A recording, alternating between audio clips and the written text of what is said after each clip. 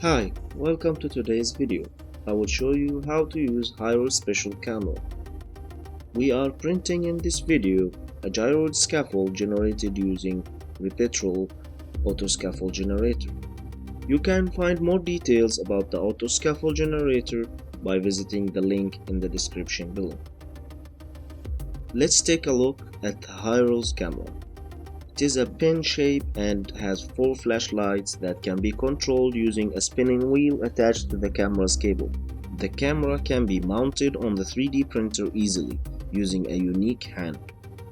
This hand holder is specially designed to cover all angles you need. Using a small screw on 3 different joints will give you a freedom to calibrate and focus on your print. You can focus on your print using the end of the camera. To turn on your camera, go to the interference, camera 1, press on tools if you can't find your camera on the list, and refresh camera list.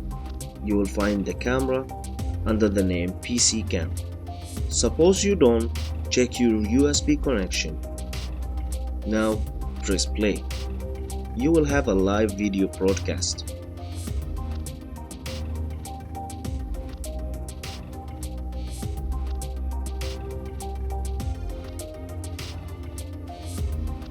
You can snap a picture manually or toggle on the snap layer button, and the camera will snap a photo at the end of every layer. Now after we finished, we can apply our print scale using Images software. We have a small tutorial on that via the link in the description below. I will add a scale bar to the printing bed, and using the fine adjustment button, I will align the picture and snap. Now move to the printed shape, align and snap.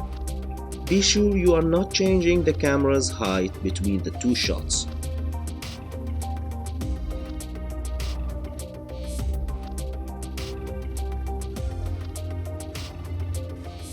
I hope you liked this video. Please don't forget to like, share and subscribe.